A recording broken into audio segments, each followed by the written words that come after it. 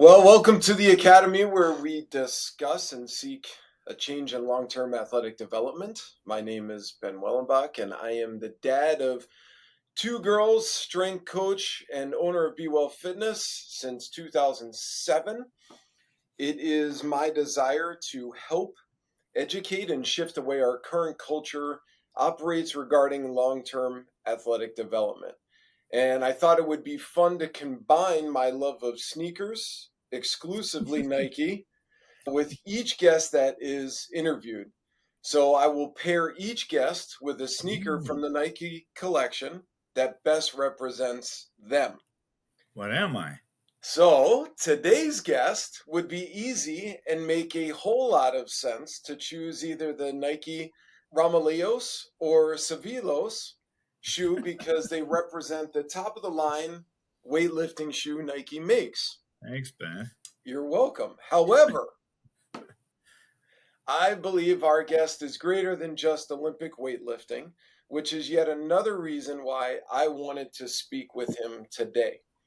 I believe he is and always has been more about performance overall, so I choose the Nike Metcon 2 in cool gray, metallic gold, and Volt for his shoe. Nice, nice. Yes, this version was redesigned after listening to the athletes that wore the first version to support their performance demands and propel them to new heights. I like that. Mike, in many ways, has done that throughout his career. Mike Gattone, welcome to the podcast, and thank you very much for taking the time to share some lessons learned for long term athletic development. Man, thanks, Ben. Thanks for asking me. That's a great introduction. I do at least you didn't say like Bill Bowerman's like a waffle trainer that he made like in the 70s because I'm pretty old, and so you could have said that. No way. I think in many ways, you and my very first mentor, Mike Boyle, exemplify what honestly I seek myself long term because my current coach, my current mentor is he's closer in age to me, but you guys have really expanded some some time frame when it comes to strength and conditioning and just performance in general. Yeah. So Yeah, I guess, 40 years I've been in this, Ben. I'm 60 now, really a little longer. I mean, I guess, we may talk backgrounds, but, yeah, I don't know, somehow I was like not even able to drive yet, 15 years old. So 1979, I somehow fell in love with iron culture.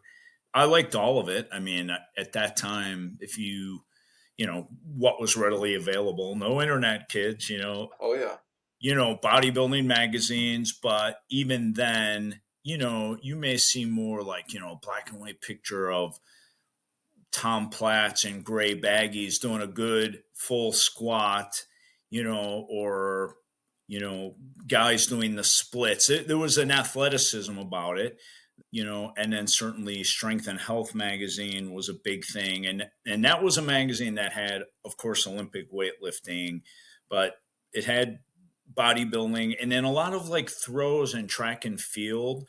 So I think right from the beginning, and my first sport, although I competed in my first weightlifting meet in 1981, but I was a thrower somehow. I mean, I really liked the shot and the discus and the aspects of training for it, right from the beginning.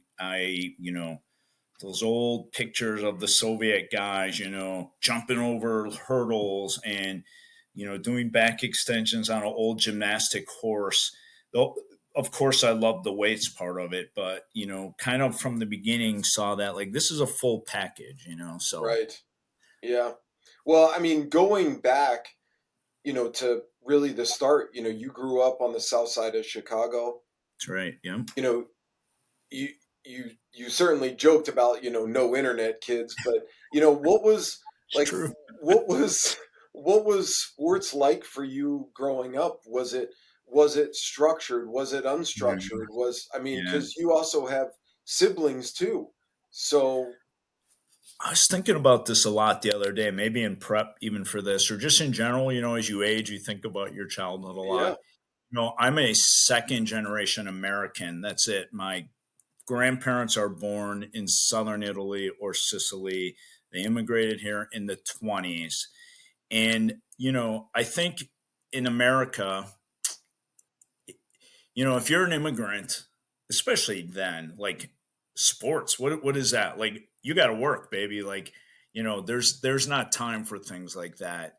So my father and my mother, again, both children of this generation, they're like an organized sport. First of all, on the South Side in the '70s, that wasn't what it is now. Anyway, I mean, you had little league, we had park district football, but otherwise, like you know, I think I knew a few kids who might have done hockey or something, Ben. But I mean, you had to get in the car and go somewhere for that. Like, even you have to do that now, but it's just different. It was completely different. So, if we did sport, I did little league baseball growing up, and I did some park district football, and that was it. Those were my organized sports.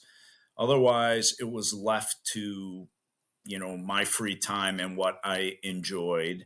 So around our neighborhood, I liked the rough and tumble. We played a lot of tackle football with no pads. Just there wasn't organized football, so guys just playing football.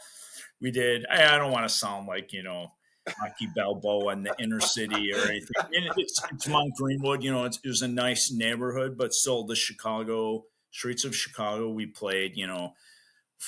500 in the street. Hope you don't hit the neighbor's car. We played a lot of the 16-inch softball. It's a unique city thing. If people don't aren't from Chicago, maybe they haven't seen it. But one thing I've come to realize, it's a great thing for little kids because initially we played in the four sewer caps, so are the bases, and it takes a lot of strength to hit a mush ball. So you could hit that thing and it would still not hit somebody's house. And after you got strong enough, down to the schoolyard type thing. So yeah, really not a lot of organized sports. A lot of ball things, a lot of just running around, hiding, climbing on things, climbing under things. That was a big thing. And the bikes. The bikes are freedom. I think. I don't know kids now. I think they probably parents are so scared. But we'd get on bikes and ride. Down to the park or there's various places on the south side where like they hadn't built anything yet. We call it the prairie. Go in there, build a fort, make a bike ramp up dirt. Just all you had to make all your own type of fun.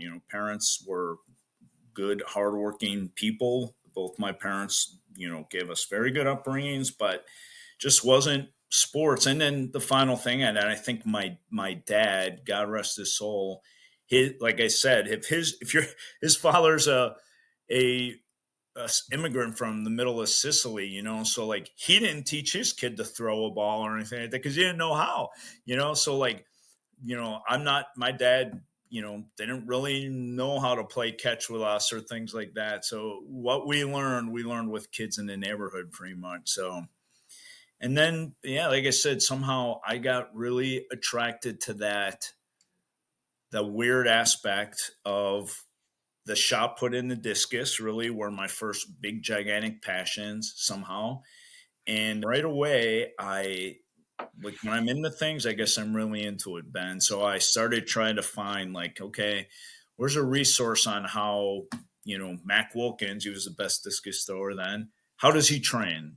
So my brother, 2 years older than me, also loved track and field, and we started subscribing somehow to Track and Field News magazine. And then in the back of that, you could order books. I remember there's one I have now called "How the Champions Train," and it had just like a chapter, a few pages on each, several across track and field events. And that was it. And then between that and like seeing strength and health, I really liked. I thought weightlifting looked super cool. These old Russian muscular dudes, black and white pictures. I thought it was so damn cool, Ben. And it's just what you know there's something called a formative experience in marketing, and that was my formative experience. I mean, I thought Dick Buckus was amazing. I had his poster on my wall, but I think because of the lack of the team sport aspect in my neighborhood, that organized team sport, something about that, hey, I'd go in my backyard and throw the shot over my head and, go in my garage. My parents did get us a York metal Olympic set, and we had an old squat rack, and, you know, we benched, we squatted, we tried to learn how to clean.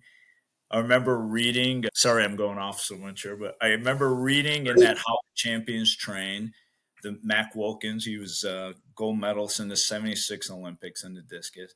It said snatch, and it said he snatched 250 pounds. And I said to my brother, what's a snatch? And he goes, well, you take the bar with straight arms and take it over your head. And I'm like eighth grade, right? So I have a 45-pound bar. I don't understand, you get to jump and use your legs. I try to do a front raise. Oh, God dang, I can't do that.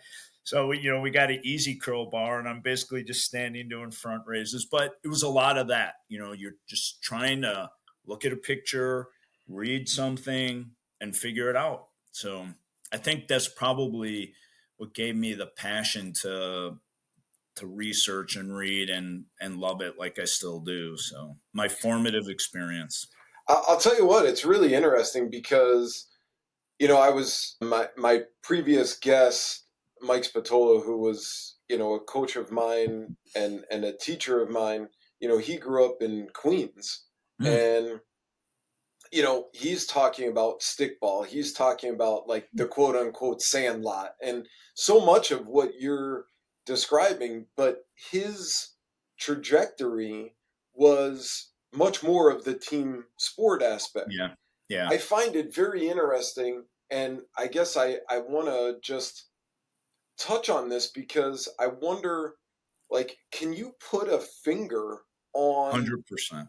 where this like shot put came from? And Yeah. and I guess let me kind of further ask or maybe layer in there because I think there are certain things, whether it's track and field or other sports, like I have like my oldest daughter is a very good shot. Mm. Like she can, she at a shooting range, she's a very good shot. And So they have shooting teams, but yeah, there's she go to not the Olympics, baby. right. I mean, there's not much hype per se around Right. that. My youngest daughter is very much into horseback riding. And that's like, again, it's not like a hugely spoken or talked about sport. So Mhm. to to limelight what you did, I think it's really important because you did not follow the the path that so many have. Not Yeah. saying that's No, I right hear or wrong or good, but you. I think more kids and parents need to hear that, look, just because you may be interested in something, I think that's a really good thing. I think, Mhm. you don't need to just fall into the stereotypical Midwest, I'm going to play football in the fall, I'm going to play Yeah. basketball in the winter and baseball in the spring. And there's nothing wrong with that. There is other things though. Yeah. Well, yeah, that's an amazing point. There's probably like three little things that pop to my brain. One is because I know we're talking about coaching and athletic development. Let's not forget joy and flow, right? Like Mm, if somebody's in love with something, uh, that you can't touch it, And again, I can't put my finger on why that spoke to me so much, but it did. So that was the first thing. The second thing, I mean, it's this, to be honest with you, I can remember clearly sitting in my parents' living room watching the Montreal Olympics in 1976 and seeing at that time Bruce Jenner win the decathlon. And, he had that little flag and that was it. So the second thing was the Olympic part of it. Then for some reason, I don't know, the patriotism, the glory, all that stuff got in me, and I'm like, I want to be in the Olympics. I want to go to the Olympics. It was there was that.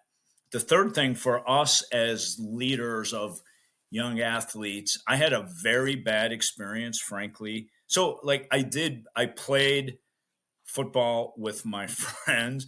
I was a really mean football player. I was, I think, a good defensive player. I started lifting in seventh and eighth grade. I mean, in eighth grade, I benched 200 pounds. And I mean, that was not, I benched, but that's what we knew, and I was a huskier kid. I'm sure I was one of the strong, probably if not one of the strongest kids going into my school freshman year. Went to an all boys school on the south side. It's 1978. It's not the time when you're gonna put your arm around somebody. And the one thing was I was a chunky kid too, right? So my high school was, if you go to the south side, you see there's a lot of cemeteries on the south side. My school had all this open land behind the school, and freshman tryouts, the big thing, how stupid is this, but you had to run 2 miles, like, or whatever it was, and it's 90 degrees and it's hot, and I'm this chunky ass kid.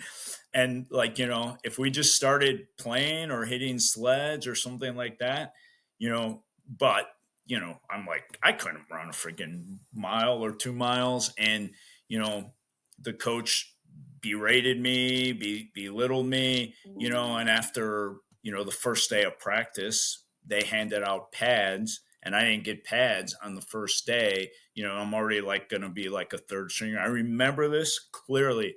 Walk home, and at 115th and Pulaski, there is the last farm in the city limits of Chicago. And I'm walking by that damn cornfield and I'm crying. I'm, 15-year-old kid. And I'm like, screw this. I'm not playing this. I don't want this guy, calling me fat, not letting me be on the football team. I think all my friends in my neighborhood think I'm a great football player. And that was it. So I got attracted, I think, to individual sports at that point as well, because I felt like I controlled my destiny more. Mhm. I lifted I did lift every single day. I just really enjoyed working out, and so that was it. Those are some main things that I see jumping in my mind about it, Ben. By my next year, I remember coach asked me, like, why don't you play football? We had a Nautilus room. This is the 80s, right? The Nautilus is a big thing. And I could stack machines. I remember stacking the pullover machine, and the head coach was the PE teacher. And I was like, it's okay, coach. I don't want to play football, So I trained myself, I became the coach of a few buddies that wanted to train with us. I mean, I power cleaned 300 pounds in high school with metal plates, guys, just like dumb things. But I really enjoyed that aspect, the puzzle of try to train and enjoy it and be better at what I wanted to do. So I That don't know. I is say coaches and parents, try to listen to your kids. You got to give them a little push, that's for sure. But I think, you know, if something gets into a kid, I have some kids now. I coach a Olympic lifting team locally, as you know, Ben, and I have a young woman there. She comes from Grays Lake. She started weightlifting. We're going to talk about long-term athletic development, but she started competing in the sport along with other things at 10. And she's just won the youth Pan Am championships. She's traveling around the world for Team USA. And you know it's obscure. I affirm her and the other kids, like, because I'm like, you're at this gym, you're not in the high school, you're not part of it's hard. It's not like you're, like you said with your kids, Ben, you're not you know, even if you're the third stringer at the local high school, you're under the Friday night lights. Here she's one of the best in the world, and nobody knows about her. So it takes a lot of this for sure. Yeah, and I want to acknowledge that for both you and her because I think kids are wiser than they give themselves credit for.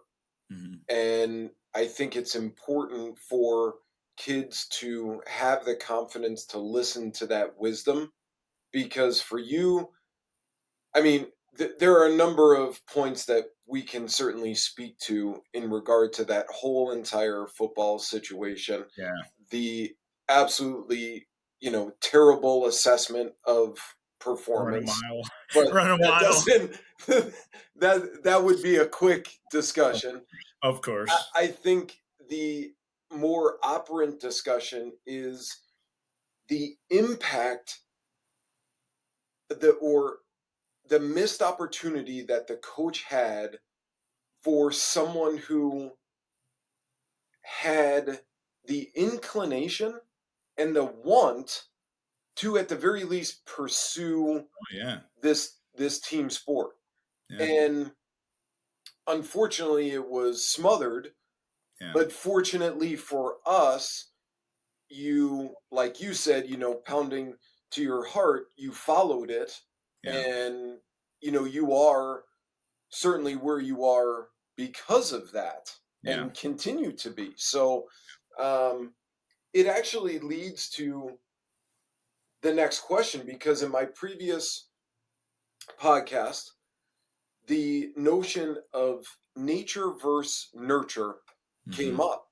Hmm. And my question to you is what are your thoughts on nature versus nurture in regard to long-term athletic development? Yeah, such a good question. You know, Here we are saying the athletes love and passion is it's always going to trump everything. And I still believe that, Ben. Also, I'll say, like, I do not have the nature, if you're saying, genetic ability, whatever that might be, you know, let's say for my sport, certainly neuromuscular ability, right? Maybe I don't have as many fast twitch motor units that I needed to be like an actual world class weightlifter, past the national level guy I was. Certainly, I know I have horrible. Gray Cook once told me that I had the worst hip internal rotation he ever saw in a human being. That's my claim to fame, baby. Well, But I, that's medal worthy.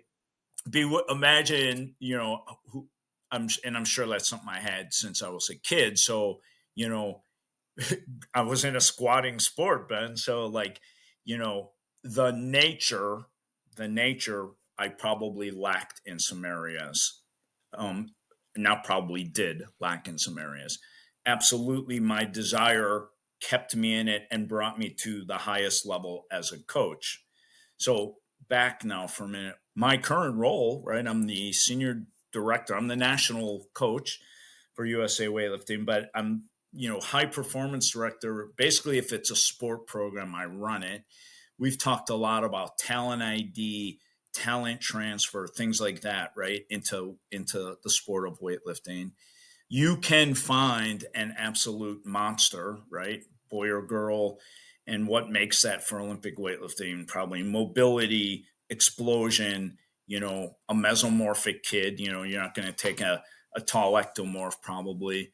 But if the kid thinks this is a pain in the butt to, they don't, they'd rather be in a fluid moving. My daughter is a great example, Ben. I have two kids also. Neither one got into weightlifting.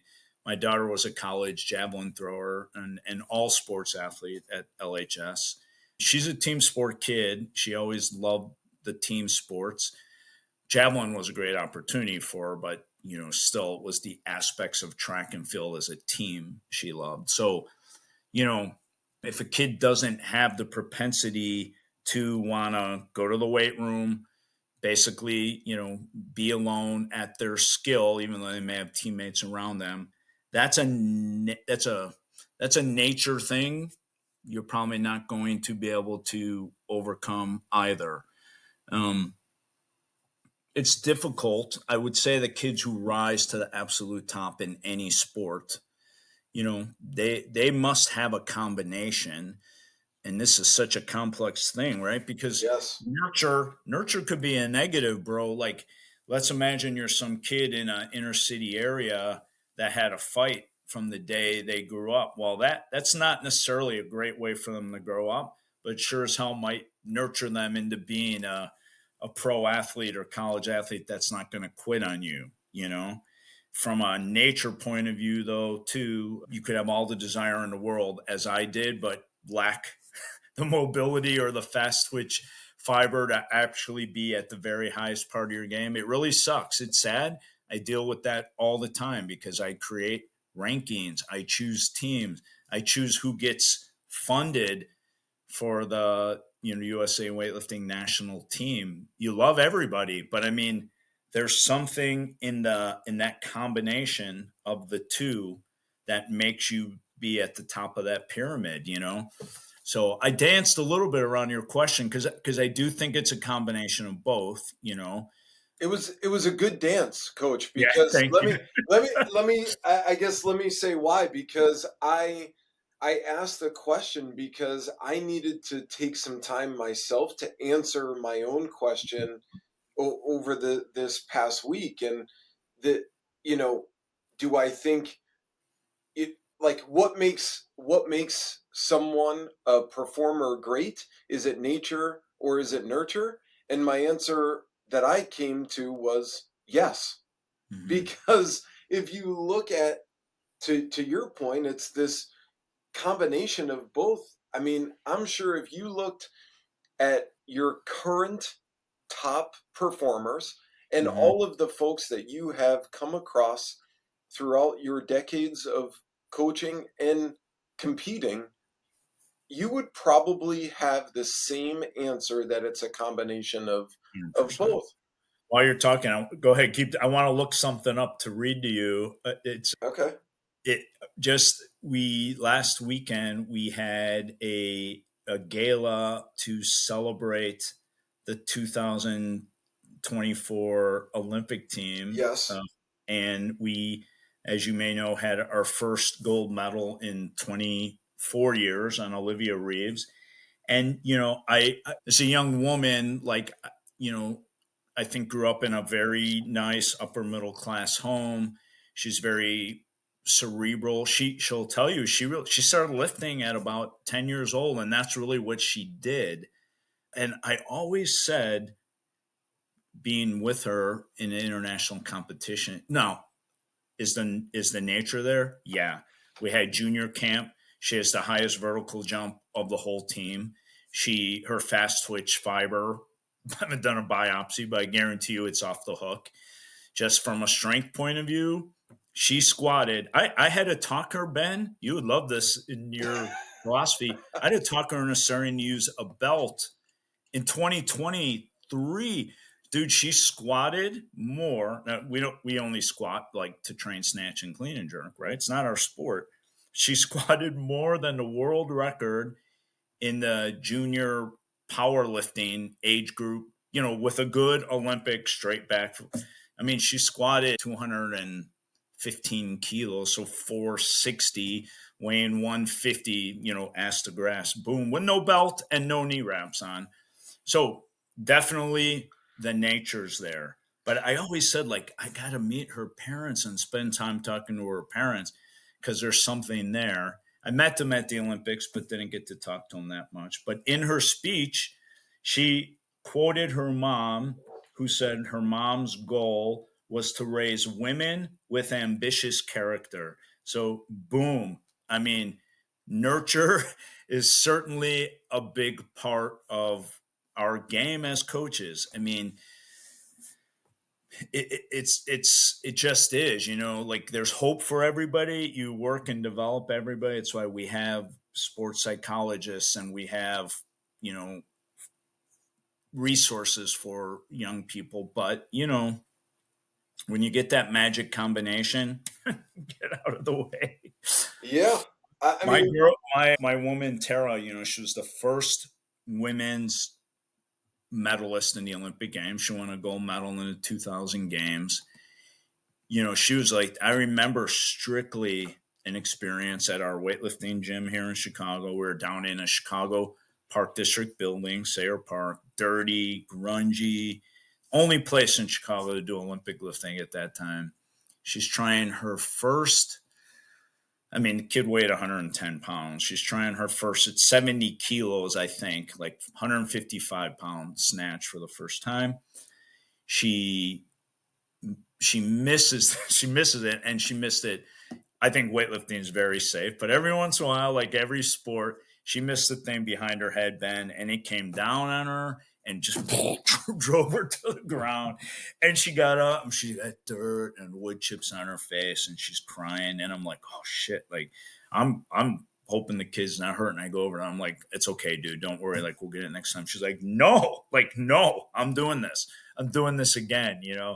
It didn't it was more of an anger and a like frustration. She wasn't crying because she was like, oh gosh, poor me. She was crying because like, God dang it. And again, that's tough. It's tough to develop as the coach. There's these false things you see out there, like these coaches who send 20 kids to the hospital with rhabdo because they right. try to do Navy SEAL training. I know your mentor, like my mentor, Coach Ramil, would be like, "This is a joke." You can talk about mental toughness. You should. You should instill qualities like that. But I mean, if you think you're going to, run somebody till they puke and think that's a way to instill mental toughness, you probably need to study sports psychology a little bit more deeply. 100% agreed.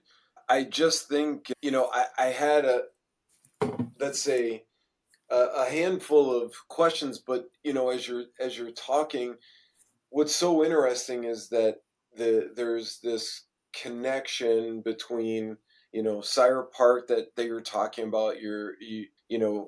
One of the questions was about you going back and forth from Chicago Yeah. to Kansas. One was Yeah. in regard to this whole Great Plains facility. But I Yeah. think really what that does is speak to the argument of creating this culture Yeah. and creating like yes, you absolutely have to have the individual that's going to fall on their face, have dirt, wood chips, and get back up and want to fight, not like tomorrow but now, to Mhm. achieve that. So yes, I think that is nature. But nurture, I think we as coaches have such a and parents have such an important role in this nurture aspect, Mhm. because the athletes that I have here in this facility, the athletes that I've worked with at the high school level, at the college level, the couple that I've been fortunate enough to work with at a professional level, it is extremely clear that they will never be punished by physical activity. Mhm. It completely defeats the purpose of training. Training Yeah. is practice. Training is Right. supposed to make us better. And it's never used, or in my opinion, and I think yours as well, but I certainly don't want to put words in your mouth. Training is never used or should be used as punishment. No way. Um, so I think, I guess what I would love is, maybe at all of those places, Sire Park, the Great Plains, when you were Mhm. working with these at-risk kids, Mhm. to even now, as your role, you like such an important role within Team USA at the Olympic level. What is important for you in creating a culture? Yeah. Almost like what are your musts and what are your must nots? Yeah. I love that question. First, I think something you're saying really makes me feel a kindred spirit with you because I know your background in training, and I think you have a system of training and developing an athlete. So that's the first thing. Like you, the coach, the practitioner, must own a system. Tell me what it is. I don't. If you tell me it's one set to failure on machines, and you tell me why you believe it, okay, that at least you have a system. Yep. If you're just coming in and slapping something on the board, and it involves I'm going to run these guys till they puke, you know, I'm starting to wonder a little bit about what's your system. Like you said it. This is a very simple. It's the same as learning a language or anything else. You you practice by applying a stress, you adapt to that stress, and then you apply a harder stress. That's our job, guys. That's what a strength coach does. That's what a weightlifting coach does too. Okay. It's a sport. I'm a sport coach, the sport of Olympic weightlifting. Okay. So it starts with that. I want to see a really good, well thought practitioner at the top, man. I respect that a lot. I so respect it. I read programs and training stuff daily. It's your mentor. I'll say that till the day I die. I mean, Mike invented a great system of training. He's got his system and he believes in that, damn it. And he thought through it from a lot of experiences and a lot of knowledge. So starts there.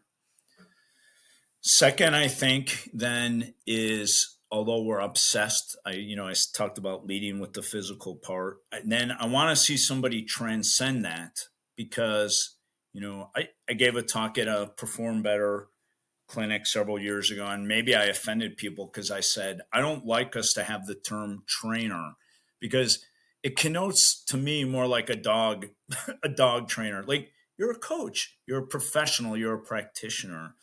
So going beyond the physical part, that's the next thing I want to see. Somebody who understands enough how to make those human connections.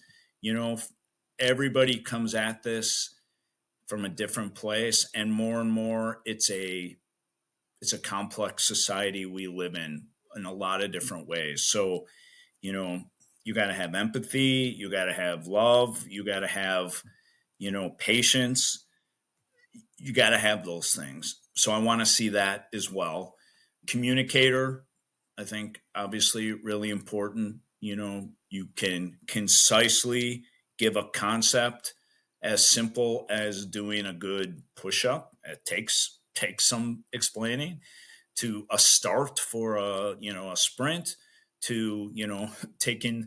I was texting just before we got on with a friend of mine that's a strength coach at a North Carolina, University of North Carolina. He's sending me some videos of a cross player doing cleans.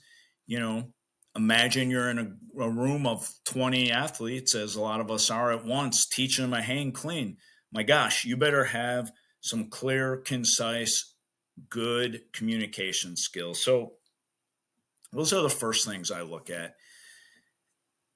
The next thing, I think it's kind of funny maybe, but it would be fun in the sense that, again, I want them to spend a lot of time at my place. Like, look, at the end of the day, I want to produce. I'm still a cocky practitioner. I want my people to to be the best. To be the best, you have to train and focus.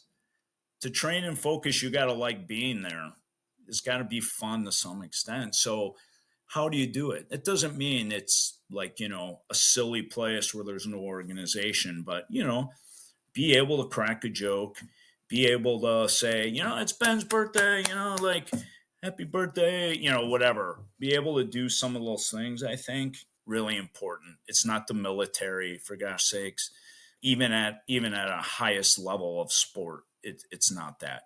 People have to enjoy it. I think those are probably my biggest things. But I'll tell you one real quick story too. When I had my old business in Buffalo Grove, I had a kid that I trained since eighth grade in football. He was a football player, and he got like 30 D1 offers. He wound up signing at University of Iowa as an offensive lineman. His last day, we finished training. I was stretching him, and I was just like, "Oh man, I'm gonna miss you, and I'm wishing you all the luck, all that." And you know what he says to me? He goes, "You know what I remember a lot? What's that?" He goes, "You talking about World War II airplanes with me." Because I liked World War II airplanes a lot. I used to build models as a kid, and it turned out he did too. And it was funny. Like, I didn't even realize at the time when he was a kid that touched something. And I was like, wow, I didn't even remember that. But now I try to remember that. Like, the kid liked World War II airplanes, and I did too. And somehow he thought like, oh, I like this guy. And then he listened to me and grew with me. So Yeah, I mean, so my current coach right now, he is uh he's a fourth generation martial artist. mm, His grandfather, who founded the art itself, wow, uh always had this, I'm sorry, great grandfather, which would make him fourth generation, but had a saying, peace through human relations. mm, And for him currently, one of his important sayings is, putting the personal back in personal training. He basically took everything from a martial arts standpoint, reverse engineered it for performance.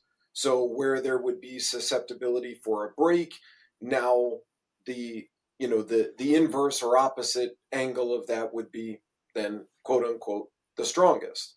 mm-hmm, um, I think that it is without a doubt inevitable that if you create an environment that kids, adults, people, humans have a level of comfort and, like you said, joy to mm-hmm, to come to, not only will they want to come more often, but I believe, based on what I've recently, let's say, assimilated from my current coach, that their training will be that much better because we, and I am heavily including myself in this we statement, so I'm not standing on some pedestal.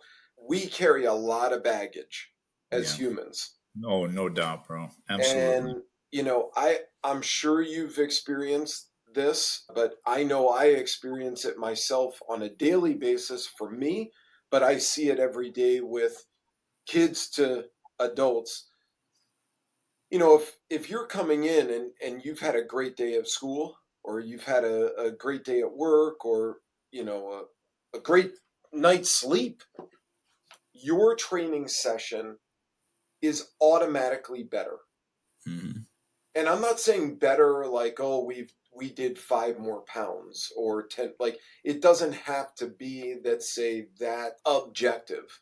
I'm saying better because you're hearing the cues that you're talking about in a weight room of 20.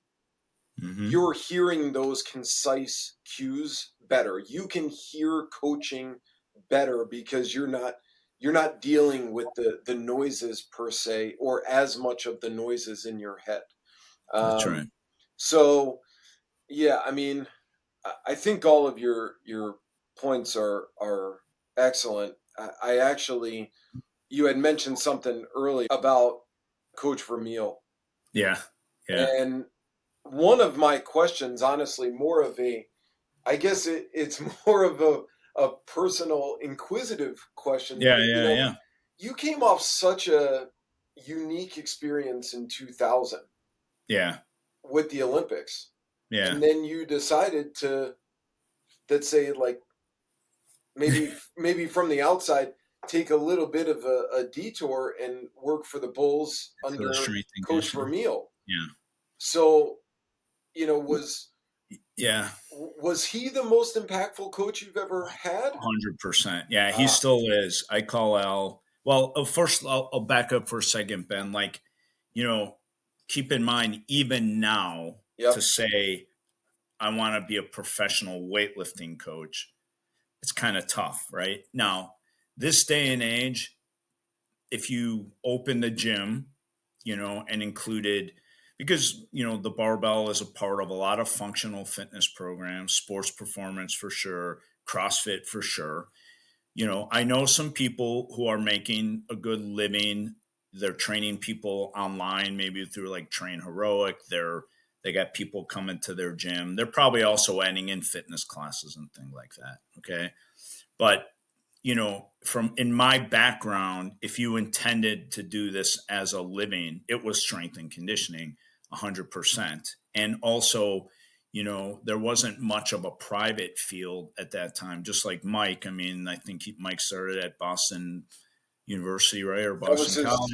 Yeah, Same. he had I mean, you would have loved it coming from, Sire Yeah. Park. I mean, Yeah. his first, at least to my recollection, because I actually trained in it. It Hmm. was in it was underneath the hockey rink at BU because I was playing. Oh, okay. I didn't know that. So I played, That's um, awesome. yeah, and that was actually how I first met Mike because I was training there, and he Gotcha. had this like dungeon of a place Yeah. where, if you as you're walking down these little stairs, if you like you Keep your almost Well, that's how strength and conditioning was, and you were, if you're going to make a living, like, and that's what I aspired to. I wanted to be at a college, be at a pro team, something like that. And in the 80s, there was the machine based, Arthur Jones hit method guys, and there was the Olympic lifting, which really just meant more of a functional view of strength training. Now I realize that, and those were guys like a Coach Vermeil or Al Miller, who were influenced by, let's say, a Soviet systemic Mm. point of view. So I think to people like me and you and our interests, you automatically would be more interested in that viewpoint. I mean, because even the top, Soviet athlete in any sport, they started with a tremendous base of GPP, athletic development, sprinting, throwing, running. So track and field, gymnastics, and swimming. I remember reading like these were the big three things. And, the guy I work with, Piros Dimas, he's the greatest Olympic lifter of all time. Some people say he came up in Albania. It was a Soviet system. He started at 7 years old.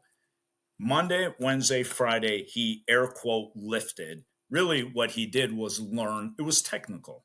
So he learned the sport, learned how to snatch, learned how to clean and jerk, and back squatted. He said his coach wouldn't let them go up more than 1 kilo a month. So pretty amazing. No matter what, how good you looked, 1 kilo a month.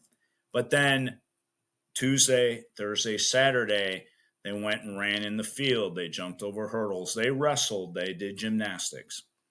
So I digressed a little bit, but I think from Al, so going to work for Al was really the pinnacle for me, Ben, of the strength and conditioning portion of my career, right? Because when I was in Peoria at Great Plains, and I left Sarah Park because I went to University of Kansas with a GA position in strength and conditioning.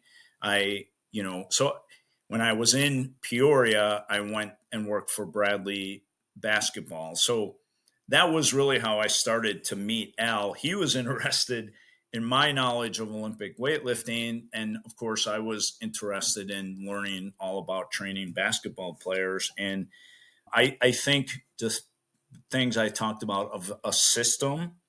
Coach Vermeil is to me like, the textbook of that's what I learned from him, and he created a system. He believed in a system. You can move exercises maybe in and out. You could learn and change from lessons, but the system stays standard. You have a base. You achieve certain things to prove you've owned the base, and he calls it the work capacity phase. And then you can move into more serious strength training. You make certain strength limits. A male squats 150 to 200% of his body weight, depending on his sport, along with doing all these other things. And then you go more into strength speed. Okay. If you're a football player and you squat 200% of your body weight, it's probably pretty damn good. Do you ever need to squat anymore? You could argue probably not. Okay. So go up. What do we need to do? We need to, if we could power clean 70% of that, 80% of that, we're a badass. Now we're expressing that strength a little bit more. But it's a system. It piles on one on the other, and to this day I'll call Al, or send him messages. I send him videos of my kids lifting with, "Hey Al, I'm trying X," or "What do you think of Y?"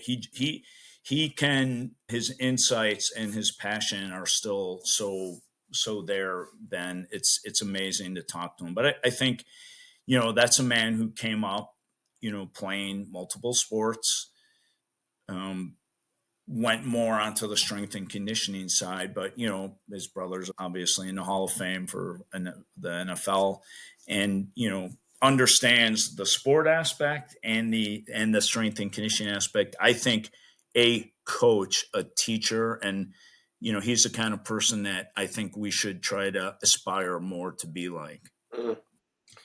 That's maybe the highest compliment that you can potentially pay someone. I Yeah, mean, if you aspire to be to them and their level, what's funny is that when I opened my doors in '07 here, there was a very very small pool of coaches that I knew about that really had earned a reputation for themselves.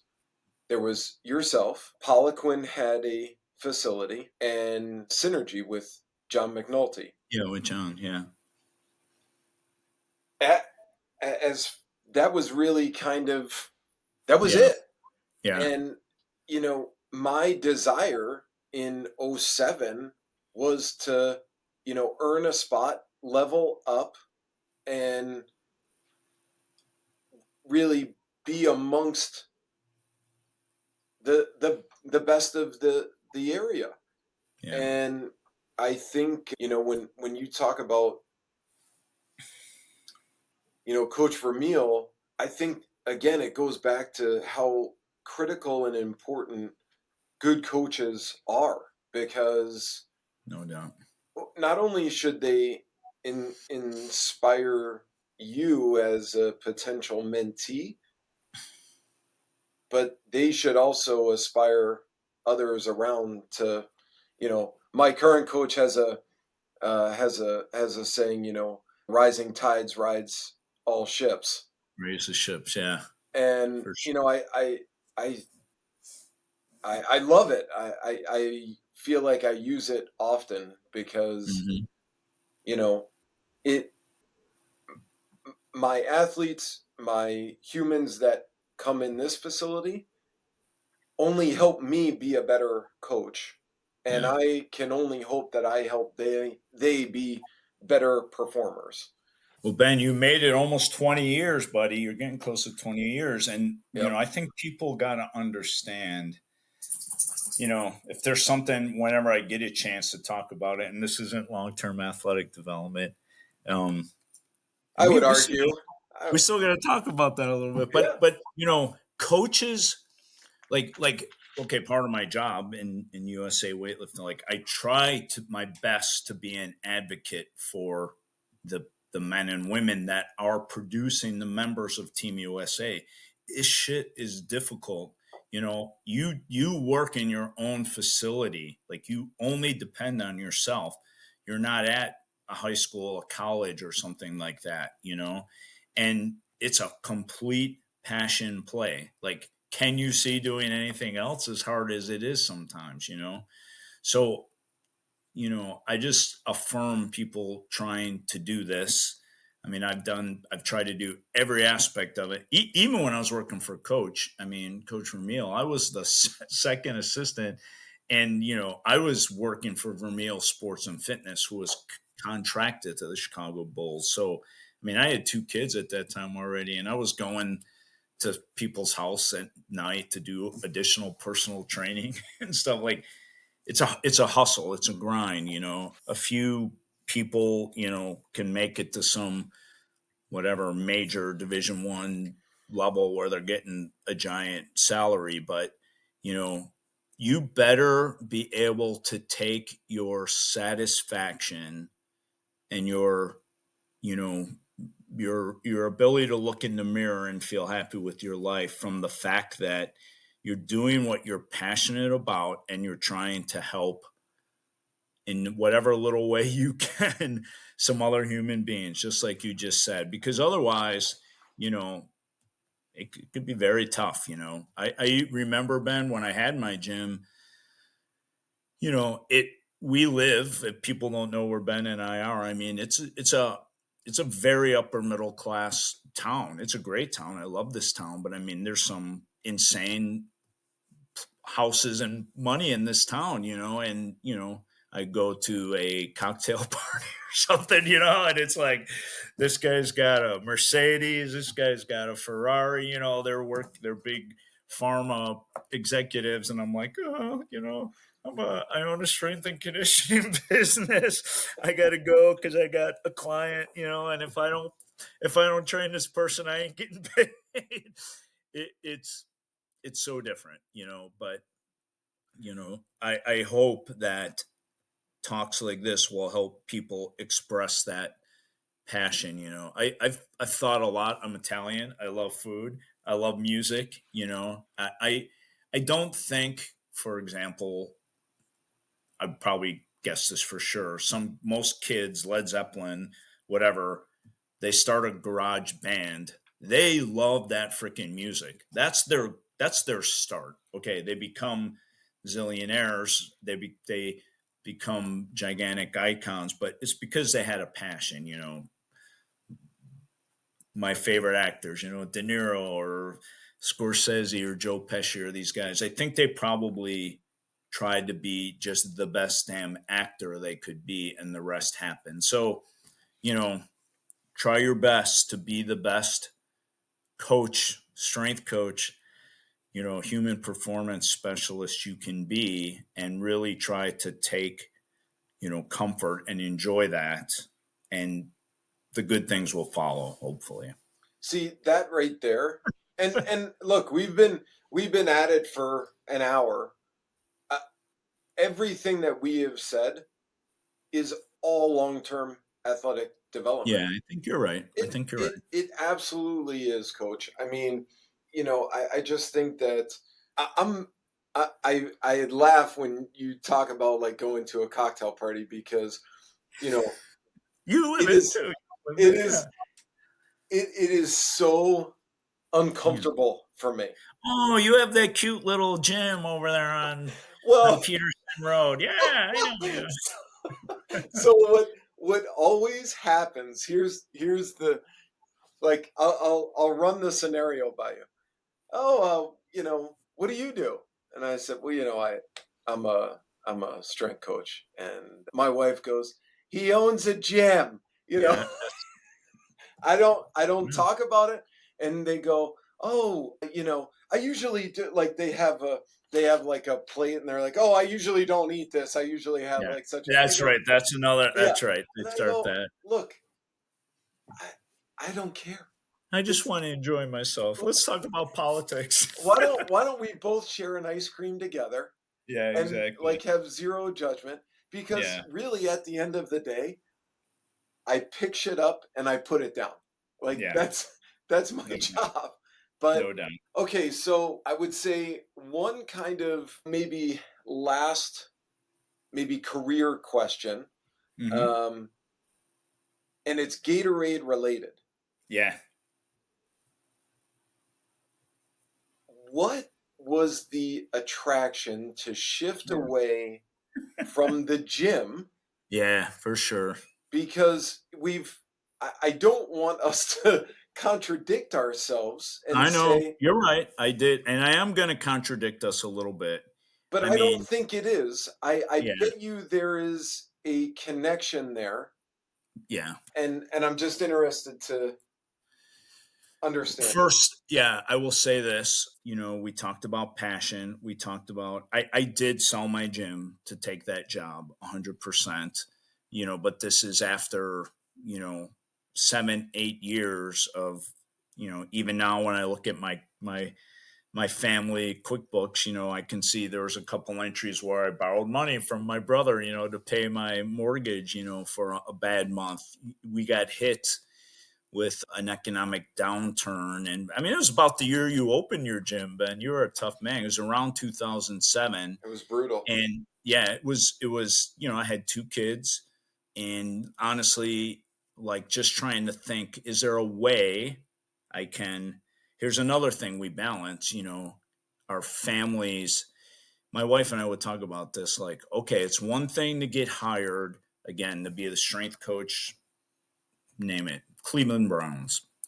You're moving your family from Kansas to take this job. They're leaving all their loved ones and everything. Okay, but you're getting paid a very, very nice salary for that. That can even it out. Okay. We also have to balance our families' futures and fortunes to a lot of extent too. So that was a situation where first and foremost it was a very, at that point, a professional move for us that was really key. I had at that point, Ben, I heard Mike Boyle again said once talk about streams of income. Yeah. I had finally mastered that around the time I took the Gatorade job. I was teaching at College of Lake County. I was consulting. There was a group in Chicago. I don't know if you remember that wanted to bring the 2016 Olympics here. And because of my background, I was consulting with them. I was working for USA Weightlifting at that time, teaching courses, doing work, and then I had the gym. So I had come to a pretty, I mean, air quotes, decent place, but, was making up a lot of ground for some tough years. And I was gone constantly. I was working my ass off. A kid that interned for us, a young man that interned for us at the Bulls, had called me and asked if I would be a referral for him for that job. I never thought of looking at a job like that. And I said, sure. And then he went and he had an interview, but then I asked him how it went, and he said, I don't have enough experience. He goes, they're looking for someone like you. And then I read the job description and I'm like, this is my career thus far, So I, I threw my hat in the ring, and it felt right for me, you know, whatever you want to say, spiritually, psychosocially at that time, to try to go away from 12 hours a day of working 4 jobs to let's see how that goes. I never had a corporate job. I never had a 401k. I never had any of those things before this time. So, and although it was an aspect, in a company that sells a good, whether it's a barbell, I mean, we can do a lot of great jobs in some of these companies, a protein bar, a gym shoe. At the end of the day, you're working in sales. However, the aspect of it, which, and I'm not attracted in being a salesperson, but I'm a service communicator. That is my strength. I have a Mm, strength, and they turned me loose doing that. So it was actually extremely enjoyable. I helped us write a contract with the NSCA. I became the face. They had built their whole brand on athletic trainers because it was a sports medicine product. hmm Now they were trying to, get into selling proteins and whatnot. And the strength coaches were like, get away. You never. So I came in and, I'm a strength coach. I've done, and So it was a lot of fun, Ben, and it was a great opportunity. Really, I appreciate everything it did for me. I was on 50-yard lines at 5 Super Bowls. I grew my Rolodex exponentially. But people will say, like, it's weird to say, I would still, in all those great things I was doing, I'd be walking around and I'd be like, man, you know, what am I doing? Like, I'm a coach, and there was always a push pull on me. Yeah, yeah, I still went in the evenings actually and coached the weightlifting team, and still tried to teach courses and stuff. But I watched the 2016 Olympics, and I remember just like a pang, like, oh my goodness. So I had that push pull the entire time. But I would say, like, for somebody like us, be open to opportunities. yes. It was you know make sure you're comfortable with the opportunity. If you could find something, I mean, iconic brand, it was really a service person, and that's what I loved, servicing sports medicine and strength and conditioning staffs at their school. So it was a great opportunity.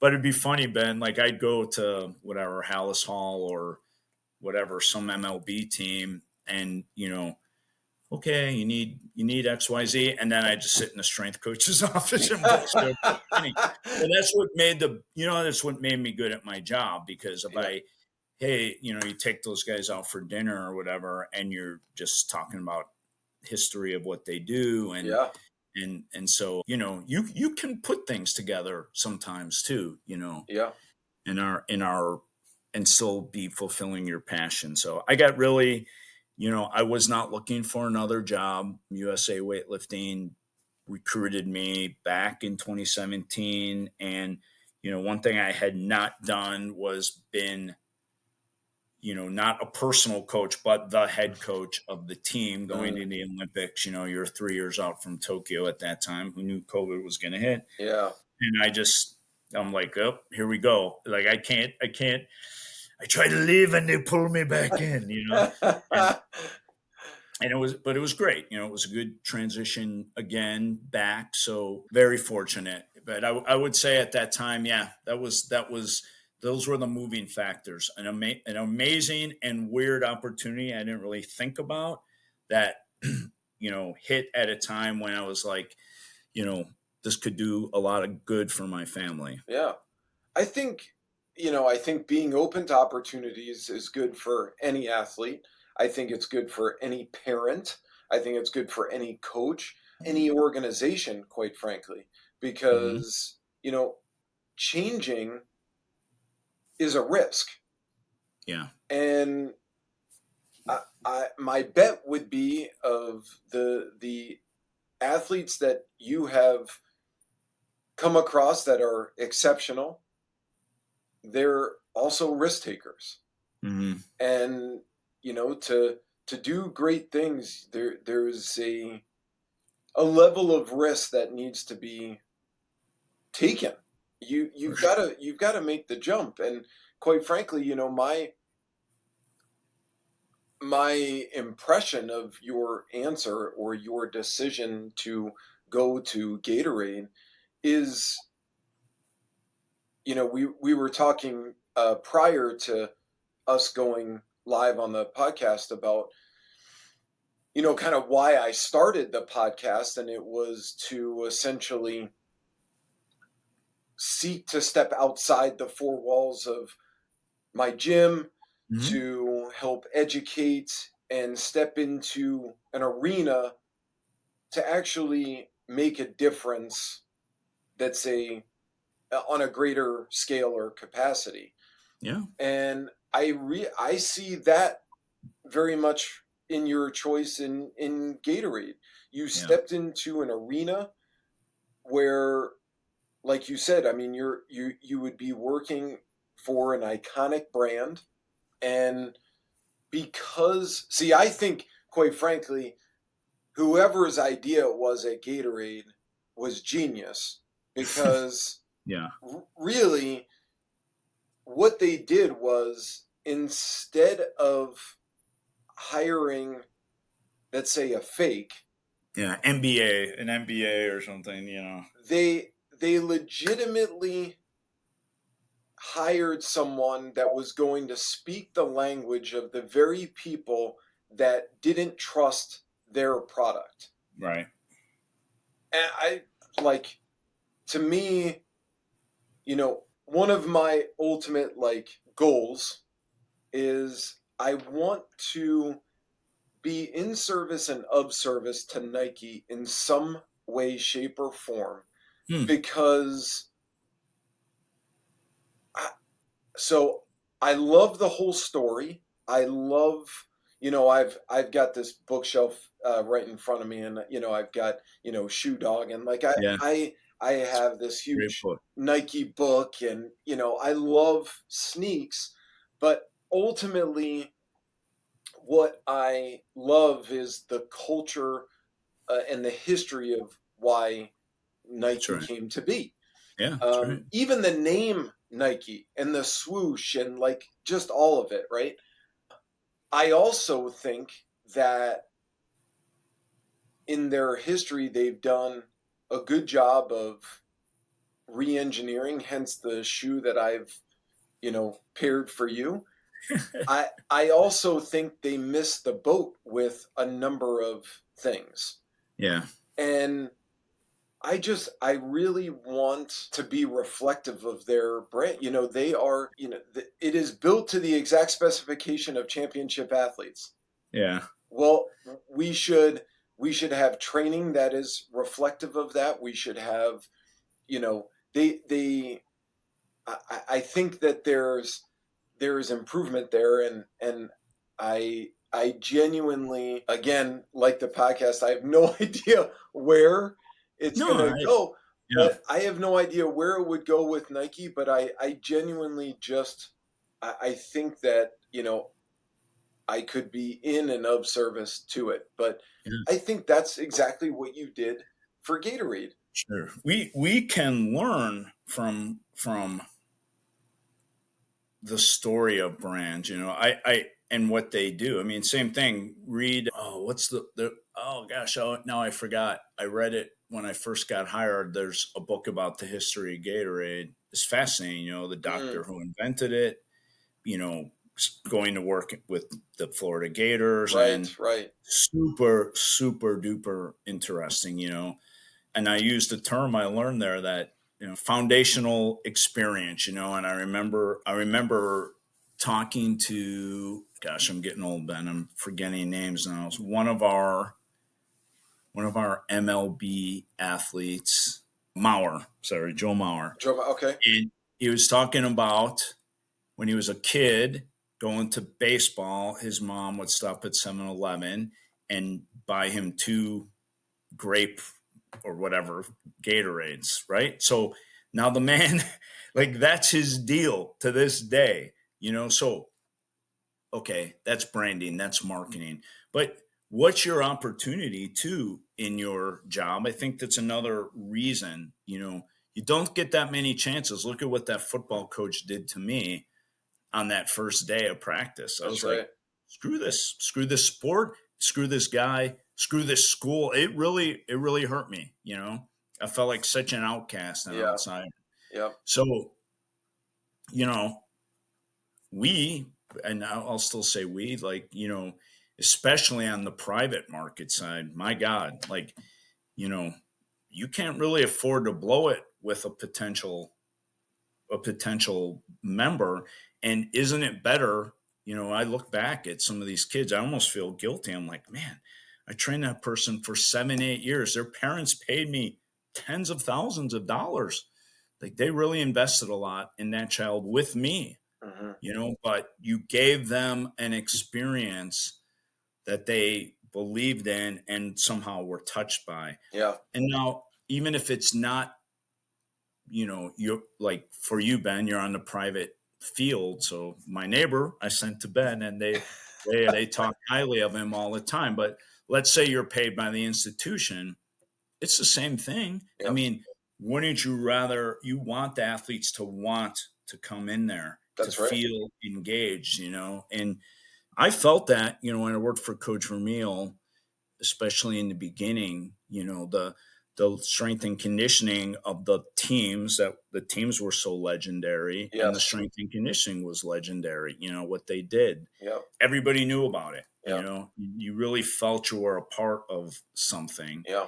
and we all have the opportunity to build that, you know, every day in our roles. So there's another lesson learned for us. And I think again on long-term athletic development, man, if a kid, you know, this, it, adaptation to a stress is what we do. Yep. You need to have time to apply stresses. The stresses need to get more progressively difficult. Okay. If they don't like it at the beginning, you're not going to get to the point where you're really making a difference in somebody. And, if you like doing this, that's what you really enjoy, seeing that you made a difference in somebody. And, if you think getting them for one workout and making them puke is making a difference in them, you're wrong. But identifying, like, okay, the child can't do a squat pattern because they have horrible ankle mobility. They can't hold a neutral spine under some kind of easy load, whatever it is, a supine bridge, a prone bridge. They can't, you know, retract keep their scapula correct or they can't overhead squat. Pick something.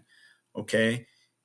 These are the things you must first change and address Hmm. so that you can continue to make more and more intensive loads and changes on the athlete. But you're not going to get that chance if you blow it on the first couple days. So you know same thing, a big giant brand like Nike, how many people sell shoes now?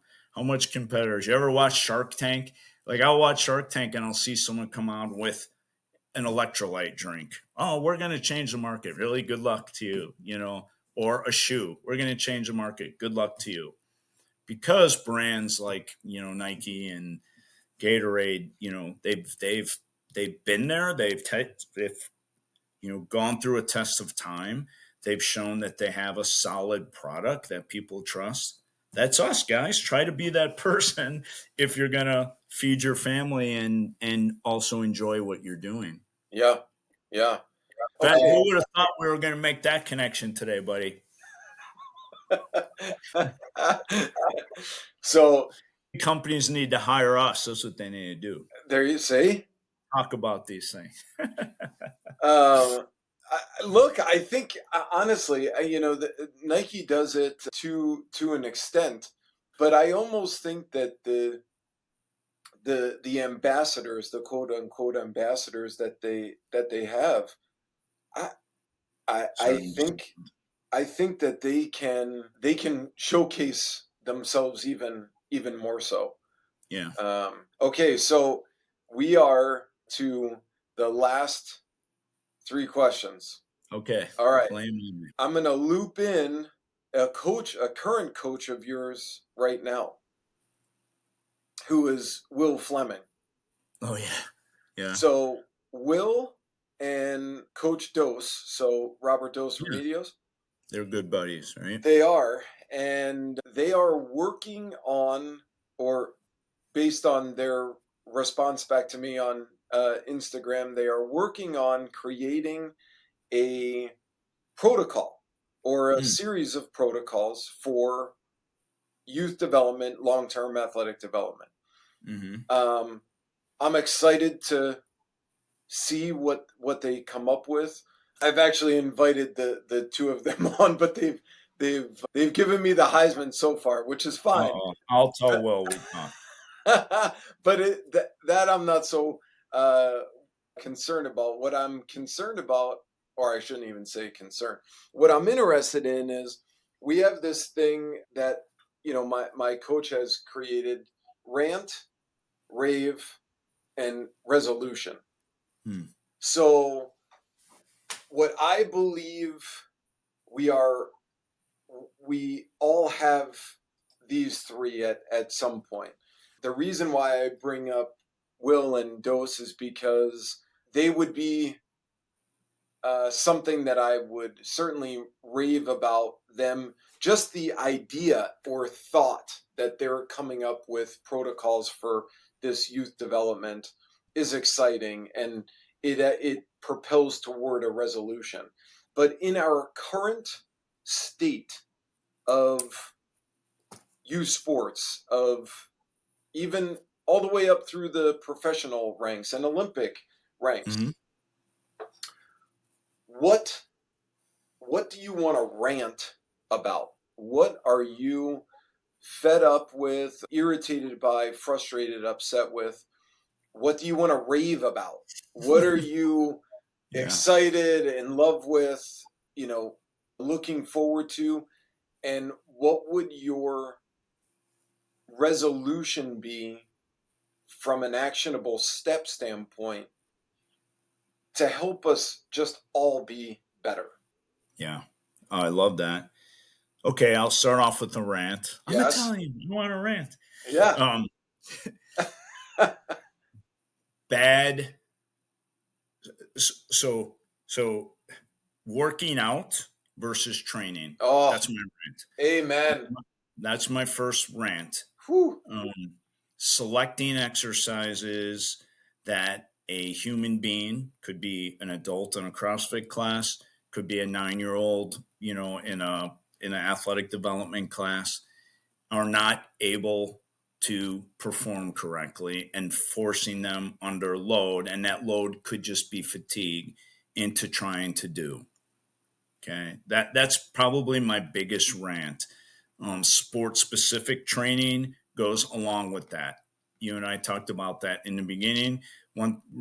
Reason I sent my neighbor to you, Ben, he was a very young kid who's big into stick and ball games, baseball, football, and he could easily go to some place where I always make the same joke. They tie a rubber band on a stick and say you're doing sports specific training. Bullshit. I hope I can swear on your podcast. Let So her rip, buddy. Let her rip. that's my rant. That's my rant. I'm learning to. I'm self teaching how to play a musical instrument, the mandolin. Okay, I had to have steps. I had to learn how to hold the damn thing. I had to learn a downstroke and upstroke. I had to learn where to put my fingers. Okay. Someone didn't just, if I took it and just sat down and watched a YouTube on how to play whatever song, come on. I can't do that. Okay. I always tell this funny story whenever I tell this. When I was working for the Bulls, because of my background, as I told you, in sports, if I played basketball, it was on a driveway. I never played organized basketball. I think I had some basketball in PE, but that was it. BJ Armstrong asked me to rebound for him one day. He was going to put up like 500 shots. And I'm rebounding for the guy. And I mean, after like 2 minutes, he stops. He puts his hand on his hip. He goes, Mike G, you never played basketball in your life, did you? I'm like, nope. And he goes, let me see you take a jump shot. And I take some crappy ass jump shot. And the guy goes, okay, I'm going to teach you how to shoot a basketball. And what did he do? He took me directly below the rim and first just taught me how to roll the ball off my fingers. Didn't take me back to the 10-foot line, nothing. Okay. So, how do you think that you're going to take a kid who maybe can't stand on one foot and go into hip flexion and throw him on a treadmill running 10 miles an hour and say you're doing sprint training? So, those are my rants. Okay. Rave, I said it. Develop a system, read Mike Boyle, read Coach Vermeil. There's a lot of great information out there. Mm. Read it and learn from it and have a system, because a somewhat backslide into the rant is you also could get in the weeds and not be doing anything, right? Sometimes, like, it's even, guys, it's confusing for us. I've been in this for 40 years. I have a kid, in weightlifting, like every sport, you have areas of overuse. Gray call it, or Mike, movement pattern overload. Okay. In weightlifting, It's bilateral squat, bilateral deadlift, bilateral press over and over and over again. I mitigate it every way I can. Okay. But still, athletes get sore knees, athletes get sore anterior shoulders. And I'm always reading stuff and looking at stuff. There's a ton of good stuff out there. I'm not saying don't learn. However, you don't have to reinvent the wheel. Okay. You can very simply develop a system. When a kid first comes into you, it's Coach Vermeil's work capacity phase. It's whatever your base phase is. What are the certain um, aspects that you think you need to check off before you can start to give more intensive stimulus? Okay, hey, every athlete needs to sprint. You do need to sprint. Okay, what are the aspects you need to have effective sprint training? Tell me, I don't know. Probably mobility in the hips. Okay, it should be measurable. I don't care what you want to do. You want to do a standing toe touch for hamstrings? I could buy that. You want to do, lay them on the ground and put an inclinometer on them, and or do graze 90-90. Great. Measure it somehow. Have a start, have a finish. When they hit that finish, they can move on to the next level. Okay. Have some things you're going to measure. They're kids. I would say something like a Sorensen test. How long can they hold a back extension? Certainly the overhead squat, some general mobility. You got to work these things first. Conditioning, I would say, would be another thing, but like Ben and I were laughing about, don't send them out to run, around the block. Have something a little more sport specific. Coach Vermeil's thing was a 200 rep med ball circuit. So 10 different exercises, 20 reps each, multi-planar. Can you go through that 4 times in a row, 800 repetitions with a certain weight med ball for an athlete? This is a measurement of the base of the pyramid. Hit these things and you move up the pyramid. So I would rave about that. Try to have for yourself some kind of a small systemic checklist. Don't get too lost in the weeds. There's a lot of good information on what those things could look like. Be able to handle your body weight. Can you hang? If you can hang, can you protract and retract? Can you hang upside down from a bar and touch your sternum with an inverted row? These kind of things that you can measure very clearly.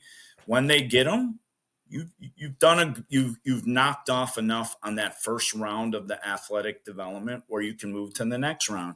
And then, Coach Vermeil had this pyramid, but on the pyramid, I gave a talk a couple years ago at the CSCCA, and I used Al's pyramid, but I put an arrow on the side that goes up and down. It's up and down based on the season, because maybe you had a kid, you trained them all summer, then they went to the high school football and they didn't train very well, and now they come back again. You may have to go back to the bottom. Also injury, also growth. We've all had that experience where a kid goes through their growth spurt, and one day they could do an overhead squat and the next day they can't. So you're going backwards again. That's okay. These things happen, but if you have your checkoffs for each of the areas, I would rave about that. I want to see that when somebody, if I'm going to talk to somebody about training. I coach Olympic weightlifting.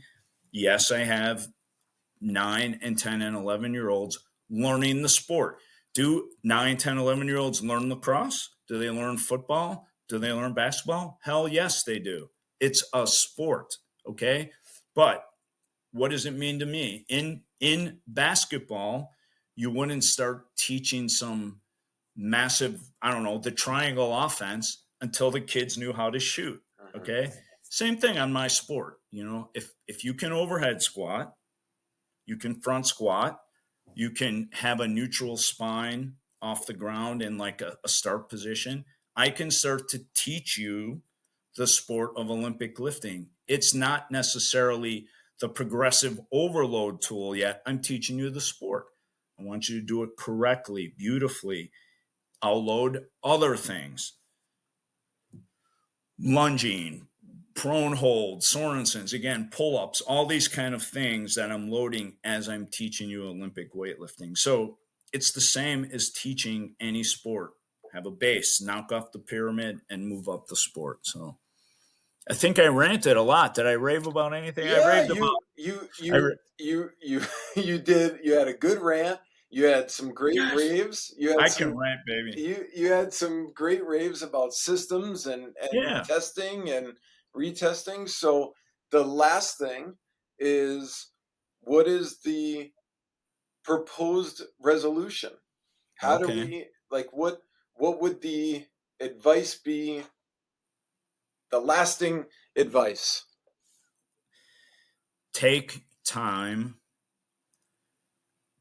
to decide. I'll get biblical for a minute. You know, the house built on rock versus the house built on sand. Ben, I know if you're like me, you know, like I said, I like to read, I like to learn. I try different things often in my human performance career, but I believe I have a philosophy built on built on stone. There's certain things I'm always going to do. I mentioned them. I'm going to have a work capacity phase where I measure base things, and you must pass the base things to move to the next thing. Okay, for example, and what those base things are will always stay pretty standard with me. You know, can they squat? A human being needs to know how to squat. Can they hinge fairly low? These kind of things you have to be able to do to be able to provide training stimulus later on. So decide what you're going to build your foundation, what rock you're going to build your foundation on, and take the time when you need to. It's very difficult when you're something like a personal strength and conditioning coach. I didn't say trainer. When you're, you know, you get paid by the hour. I get that. I'm one of you. I've been one of you my whole life. I get that. But give yourself the time to go sit at the library and have a coffee a couple times a week and read and think and write and develop yourself, because it's going to make things easier for you as you move forward. Those would be my resolutions. Mm. The final thing, I stole this from somebody, but be open minded, but not so open minded that your brains fall out. Like it's it sometimes feels like there's so much information. Yeah. Okay, but you know, guys, I just said it. Like humans, no matter what you do in our field, there's going to be a lunge involved. You know, can they lunge? Can they bilateral squat? Can they support their body weight? Like, there's always certain things you're going to have to do. And no, I'm not even saying those as specific examples. I'm saying that there's truths you can find and mind out. And when you start to get those things, it's going to help you feel so much more organized and mindful of how you coach versus, like, you know, I remember as a young person, you know, I every time I'd go visit Coach Ramil, I would get obsessed with the exercises he was using until I learned his system. Then I realized that these exercises are part of the system. Mhm. So that would be my resolution. Decide what your system is, Mm. and become great at it. Stay open-minded so you can learn new things, change, progress, but not so open-minded that your brains fall out and Yeah. you're like, "Oh my god, I don't know anything and I have to start all over again." Well, I think that's sound That help? advice, and I will tell you, I genuinely think there are so many golden nuggets in the last almost hour and 40 minutes Thanks, that man. we've I enjoyed this a lot. Yeah. We and didn't even have beer or coffee. Next time we have to do that, and then we we'll can do go that. even. We can do that. But look, for the folks that are watching, please, at the very least, support Coach Gattone. You can follow him on Instagram. You can follow him on Yeah. Facebook.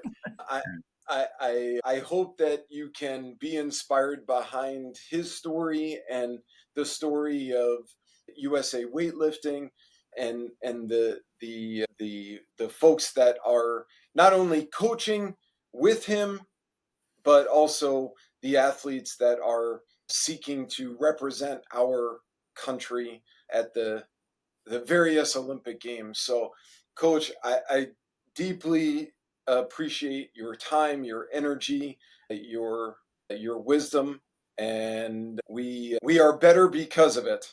Oh, thanks, Ben. I appreciate it. I wish you all the best, and everybody stick with it, guys. Yes, You got a passion for a reason, and don't let anybody take it away from you. Amen. All right, Coach. All right, Thank you. Ben. Thanks so much, bud. All right, Talk to you soon. bye.